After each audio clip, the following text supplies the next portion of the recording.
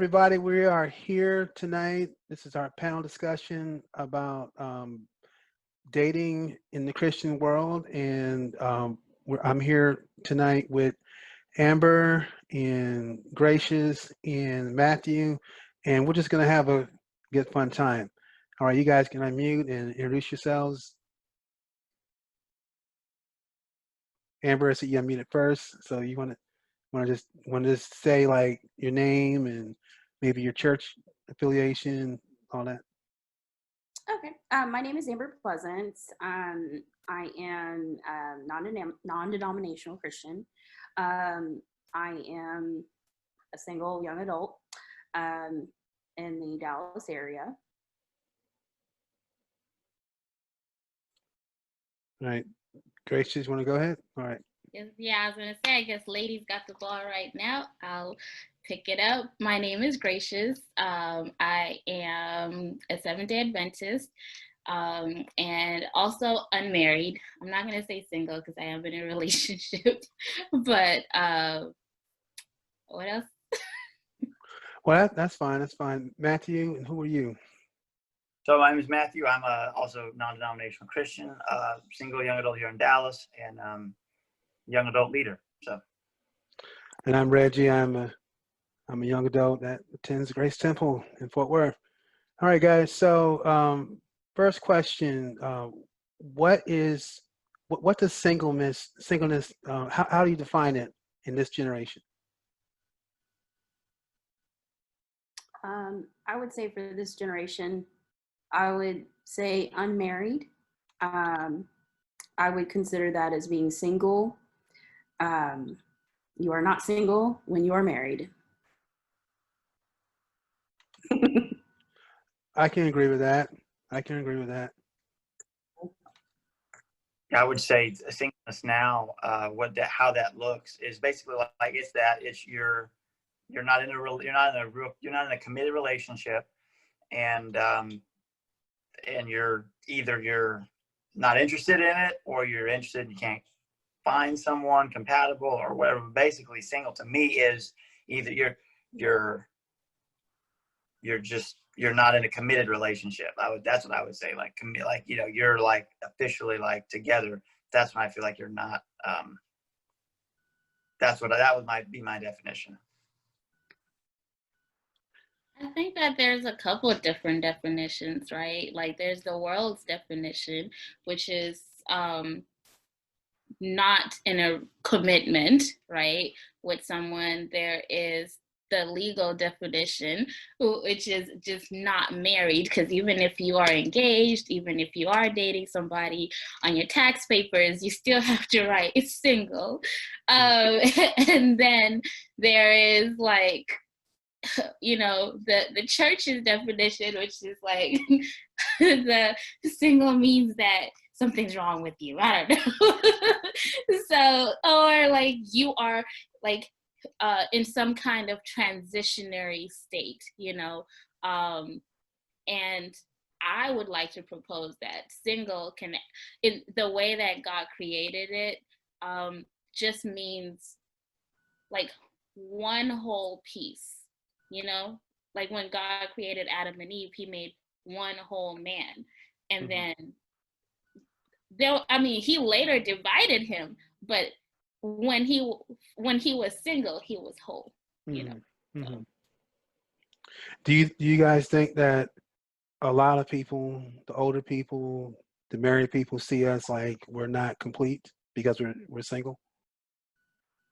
I would say some married people do. They make it seem like something's wrong with you, or that you need to hurry up and find somebody, that you're lonely, that life must be hard. But there are some married people that are like, cherish this time. This is the greatest time ever. You will get so many things accomplished.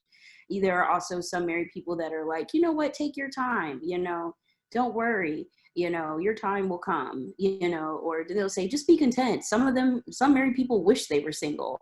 So, there are those married people.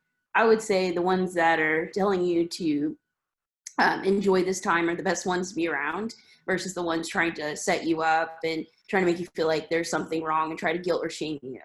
because everybody has their own timing. You know, some people, it was maybe meant for them to marry at 18. Other people maybe meant for them to be married at like 40.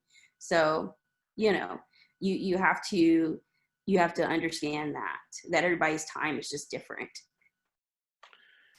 I saw on Facebook this guy, he was in World War II and he found the love of his life again, and they got married in their 80s and 90s.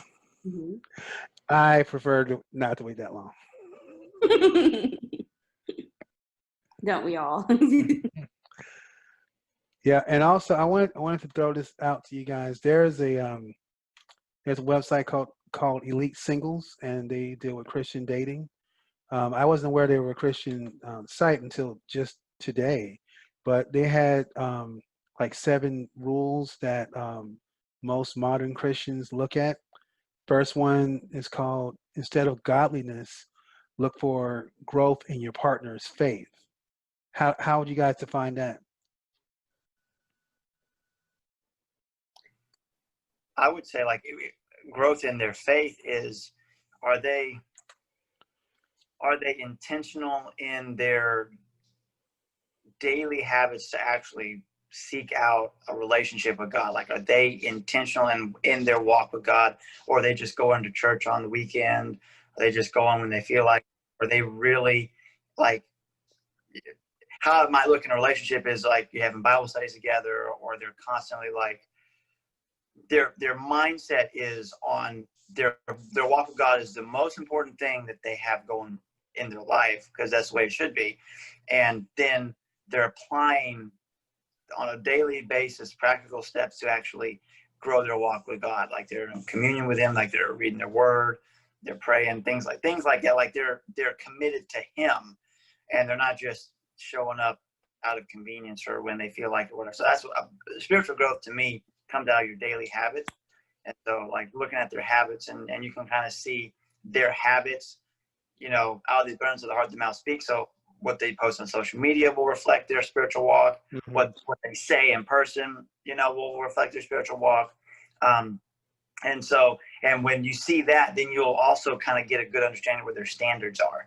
And so that's definitely what you want. Where are the boundaries at? And if you're a Christian and you want a godly relationship, you want somebody that has clear boundaries, that these will not be crossed until this moment. And that should be what you're looking for. So that's what I would say growth in your faith would look like.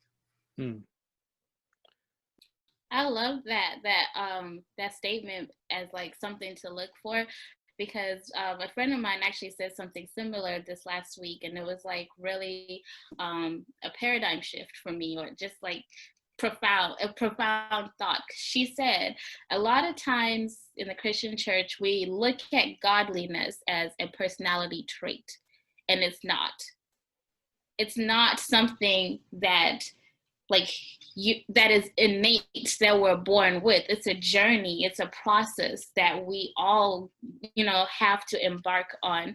And when you meet someone, you know, they're starting from somewhere and have to like grow from glory to glory. And a lot of times we evaluate someone like, are they godly? And it's like, you know, do they have the full fruit of the Spirit? Well, do you have the full fruit of the Spirit? You know, and we're expecting this full package of complete, you know, sanctified, holy man, like Jesus in person. And it's like, that's not realistic. But like you're saying, as Matthew stated, the question is, are they intentionally in that process of growing in their understanding and knowledge of Christ, and of like, you know, becoming the likeness of Christ? But it doesn't mean that you're gonna find somebody who's perfect and has it all together. I think a lot of us are conditioned to believe that, though, that on one side, I mean, I can speak for the men, we are looking for someone with long flowing hair, with butterflies inside the hair, and just like angelic music playing in the background, and the clouds parting, and the sun rays like dazzling on top of her head. It's like, that is my queen, that is my princess, that is the one who I seek. And then because we're always hearing that he who finds a wife has found a good thing. Well, a lot of men are like, there's more women than men in the United States, but we get kind of picky, or we don't, because that girl is not absolute perfection, then we are, I don't know. And then I guess the question could be, what is perfection? But that coin can be flipped. And on the other side, you have women looking at men looking for, and this is an old adage, the knight in shining armor.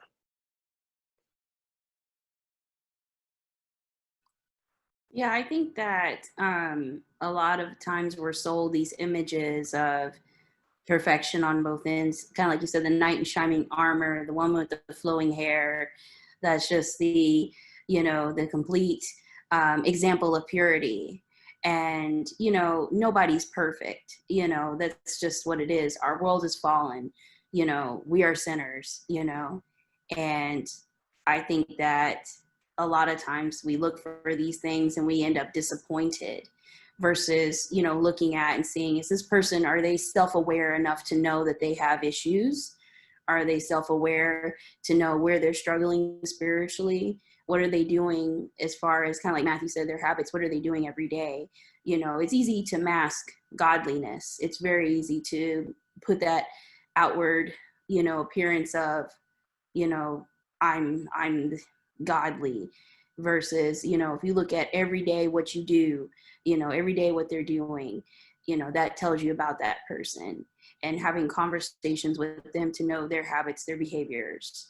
So I think that, I feel like more Christian singles need to look at that and get to know the person as a whole.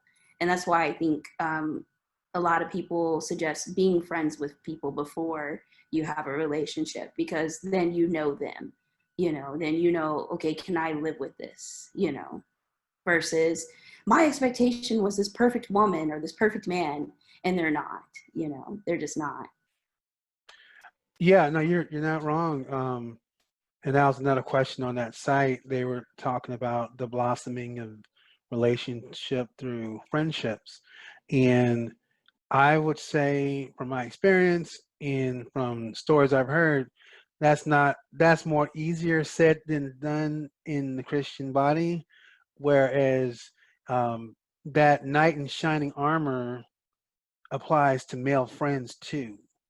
And male friends, we try to, I mean, not all of us are really trying to date every woman we know, because there's just so many women in church. Some of them are just friends. I have many female friends that are very close to me, but I'm not trying to date them. I just want to be their friend. And many guys have an issue where when we try to approach, it's assumed that we're on the negative, where it's assumed that we are approaching, and I guess the thought could be, um, just because a guy's talking to a woman doesn't mean he's trying to pick her up. He could be just trying to be polite, but it's perceived often that men are just quote unquote after one thing. So obviously they must have bad intentions. But let's look at the fact that we're both in church, and let's safely assume that that the men approaching the women, um, let's give them the benefit of the doubt, allow him to speak first. Any thoughts on that? I got a few on that.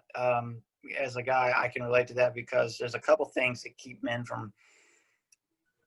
There's a couple, and I've heard this in my years of being in younger ministry. I've heard single women say, "Where are all the good men as in church?" And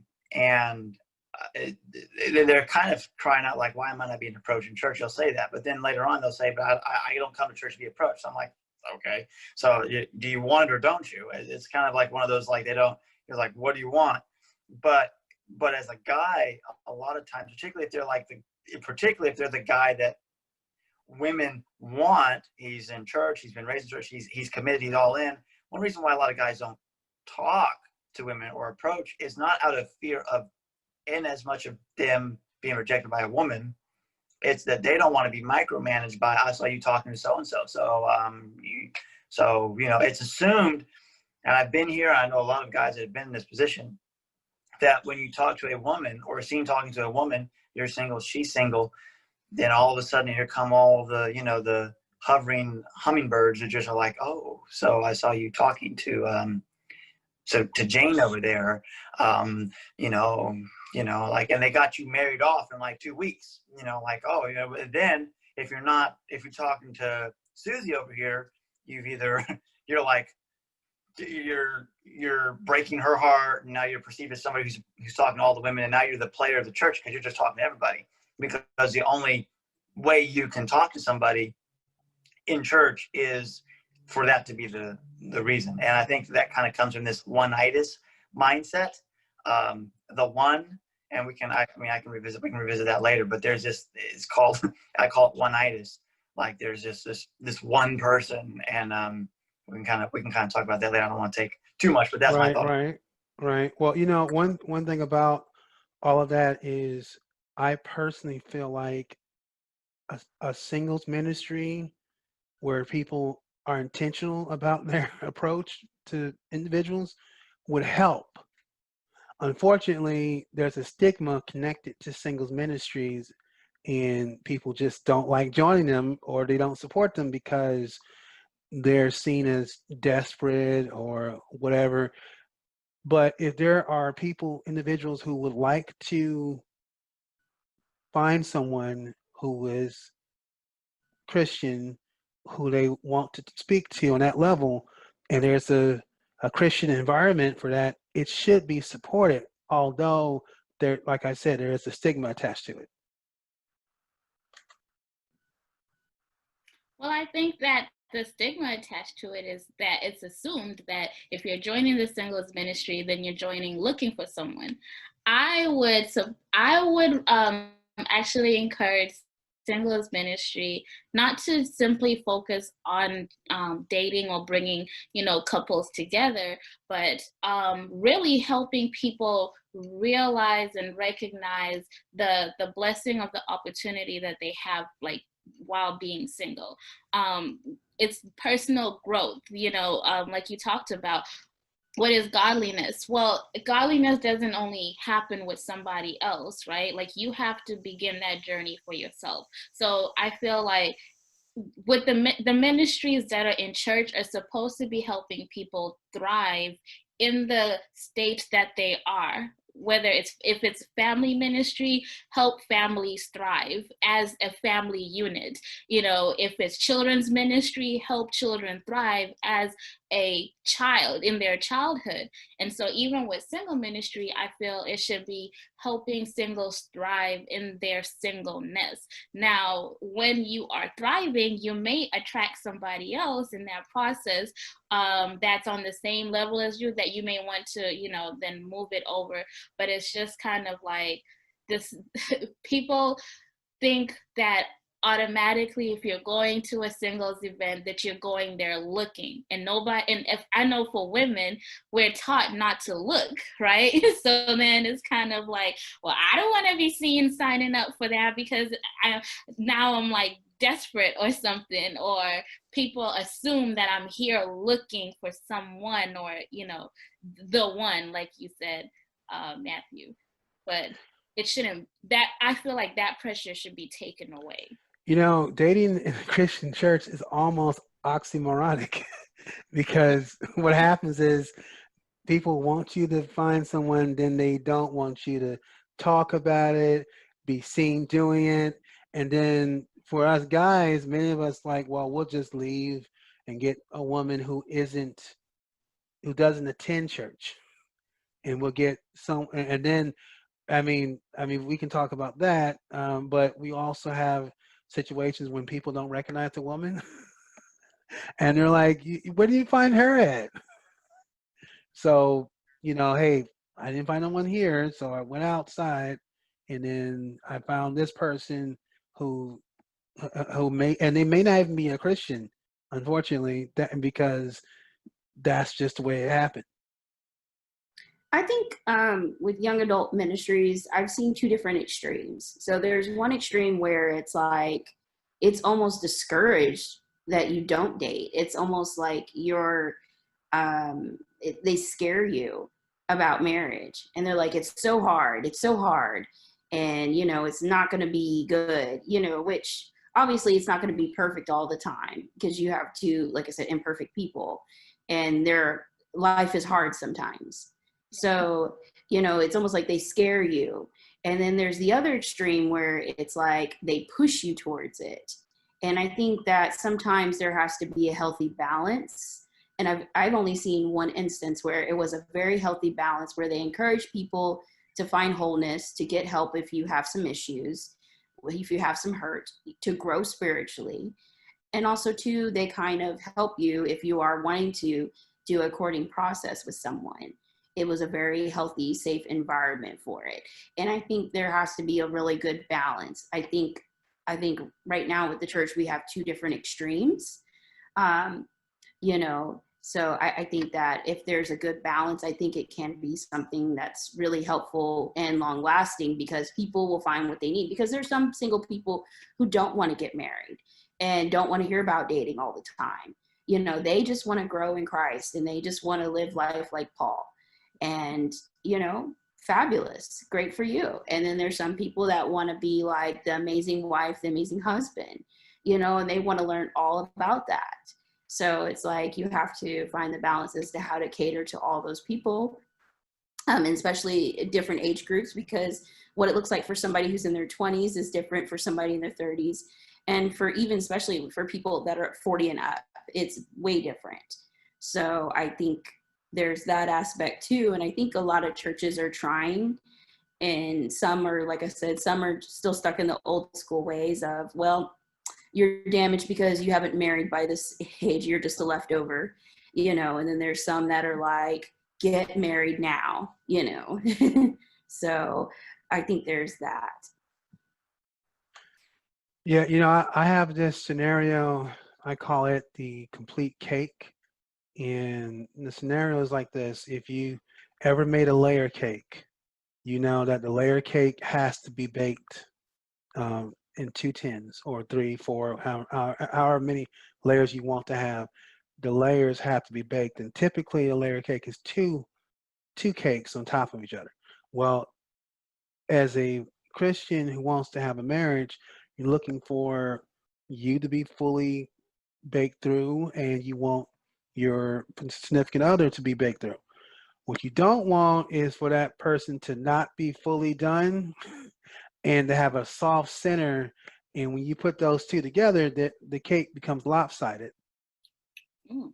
And when you frost the cake, you have frosting on the sides and on the top, but also what people don't always realize is that there's frosting in the middle often, and that frosting helps to keep the two fully baked cakes together. That frosting could be the Holy Spirit, Jesus, however you want to define it, but it's that those cakes, they have to be both done in order to be a complete cake. If not, it's lopsided. And oftentimes, especially in Christian dating, you have lopsided relationships where you do all the work or he does all the work, and then the other person is just kind of carrying all the weight. And it's basically like they're not in a relationship because they're doing everything. They're planning the dates, they're paying for everything. There's no balance at all. And then that person ends up worn out. And of course, the person who's being carried, they become indifferent because they can take it or leave it. Whereas the person who's been carrying it, they're tired because they've expelled all their energy. And then, like, God forbid that you go into marriage like that. So I would like to add to that, and just talking about the lopsidedness, right? And being ready, being fully baked through. So one thing that I have been exploring and kind of thinking about is that I do believe we need to, you know, always be on this journey of personal development and recognizing that I think actually we're not going to be fully baked through on this side of earth at all, you know. But are you like a cake that's been in the oven for 30 minutes trying to mix with batter that just got mixed, you know? Or are you, you know, finding someone that's more on the same, you know, level that you are at? I think that's what makes the difference. But what I want to kind of caution against is because I think that sometimes there's an idea that God will only give us a mate when we are fully done, you know. I think because then that can be damaging. You know, someone may think like, man, I'm 40. Like, how messed up do you have to be based on that idea to be 40, 50, you know, 60, or even, you know, 30, which is more than the average age of being married. That you know, America, I think now it's like 28. But if, you know, if you find yourself 2 years late, it's like, oh no, something is wrong. You know, how messed up do you have to be to think to if you are basing partnership on like that fullness or perfection, you know, like achievement. I think there's a little give and take there, but definitely there are certain criteria or certain characteristics that you want to look for to be present already. Like, you don't want somebody coming to you saying, okay, what do I need to make this cake? You know, you may want somebody who comes with their own ingredients already. Or if you are, like I said, already in the process of baking, then you don't want somebody who's at the mixing stage, you know. It's you know, you kind of have to assess for yourself what's best for you at the level that you're at, so that you're not unequally yoked. That's good. I wanted to build on what Gracious just said. This is something that was that I have heard a married couple say. They have a group for young adults that are single, and they said this is what someone told them and who to look for in a spouse. And this is what I really want to touch on, the Oneitis thing, because I always felt like, oh, there's just this one person out there for me, and if I don't find her, I'm just doomed. Because that kind of God has somebody for you, and then there's this people like, how do I find the one? We go to all this, the one, and if you're not careful, and I've fallen into this trap, it's almost like, oh, there's just this one person. God has made this one person out there for you that's just like so good, and he has her or him respectively just for you, with your name on it. Like it's just there. And I've heard things like that, and I've felt this way. And then you start thinking, we have free will. And let me play this out. This is a hypothetical situation. Let's say my wife, whoever she is in Idaho, you know, way away from me in Dallas, Texas, and she decides. God says there's a woman in Boise, is the one from Matthew Simmons, and somehow I have to get the two of them to come across. But my free will and her free will, we decide to pick a career or stay here or stay there, and then she ends up marrying somebody else by her free will, and now all of a sudden my one person has now married somebody else. Does that mean that I'm now doomed to be, you know, never to find somebody? And I've even had, you know, then you have this, like, well, what if they marry somebody? Yeah, my pastor is in this position. He married a woman, and they had a healthy marriage. They were going to be ordained to be ministers. He's written a book on it, so it's public knowledge, and she dies in a car accident. Well, now all of a sudden he's a widower, and does he get married? And there are some Christians who are like, oh, well, you know, I mean, you know, do we get remarried? You know, I mean, what are the good grounds to get remarried? I mean, there are some. I mean, he was even struggling, like, do I get remarried? I mean, he had the grounds. She died tragically. But there would be some that'd be like, I don't know. I mean, you've been married once. I mean, what's that going to look like to be married twice, even though she died? It's like, that's just like, it's ridiculous. But I mean, now what's happened is he remarried a woman that he's faithfully married to now, and they're they're pastors together. But the thing about that is that kind of flies in the face of that one person. And this is what you should be looking for in your spouse. There's 4 C's you should be looking for. You should be looking for chemistry, commitment, character, and competency.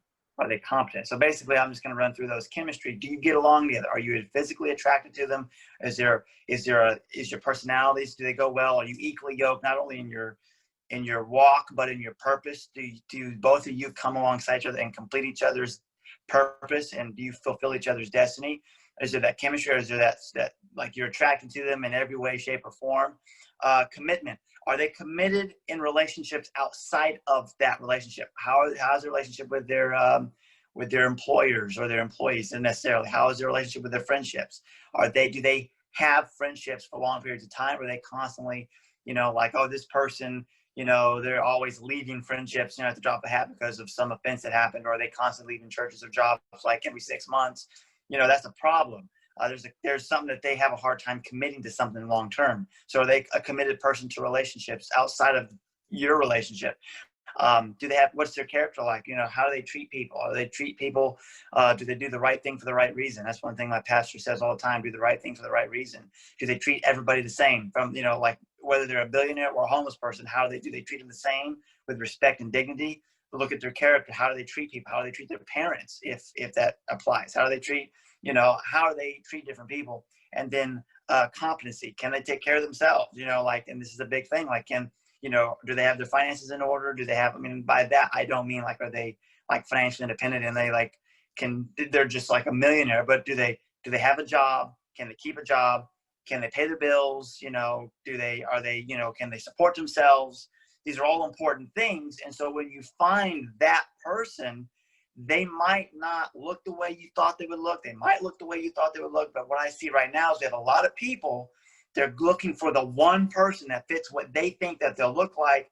And if that man or woman doesn't cross their path, it's like, nope, I'm not going to talk to him or her because they're not the one, because they don't fit my list, my long list of 80 things or 40 things. And it's not wrong to know what you want. I'm not saying that, but a lot of people, and then what happens is this prevents us from having friendships in the church, because there's a lot of people that are approaching people just saying, hey, how you doing? And we'll ignore them even as a friend, because nope, he doesn't look the way I want him to look, or she's not my list, so I'm not even going to associate with them. And what we start doing is beyond a relationship, we start categorizing people as are you worth talking to? And if how we do one thing is how we do everything. I really believe that. So if we won't talk to people because they don't look the way we want them to look in a relationship, then we'll do that to friendship. Then we'll do that even as sharing our faith. Like, then we'll start looking down upon people like, oh, you're this. It can creep into every area, every compartment of how we look at people. So to kind of reel it back in, look for those 4 things. And when you start seeing that in an individual, you'll start to say, hey, this actually could be something. And a pastor friend of mine in Tampa said, hey, Matthew, here's how you're going to find her. When you got your head down and you're running hard after God, and you look up and there's a woman beside you and she's running at your pace, you're like, hey, this is pretty cool. And I'm going to run back. I'm going to keep running. And if she's still there the next time you look up, to use an analogy, you might, she's running, she's in tow, step in step with what you're doing. That means your callings are very similar and your purposes are very similar. Then there you have something. But if he or she can't hang with you respectively, then that means that, that they just, that doesn't mean that they're a bad person. It just means that there could just be a different calling, or they can't maintain a spiritual walk with God. And it kind of goes back to that spiritual maturity thing. So that's kind of I just want to kind of lay the framework of what you should be looking for and how you should look for and how you should just treat people. Don't overlook somebody, because you never know who they will be, who they'll be in the future, or who they'll lead you to. Just treat everybody with respect, and that'll be a sign of your character. But doors will open for you. So that's just kind of how I approach every relationship, and let it develop, let a friendship develop, and then let that develop, and just let it happen organically.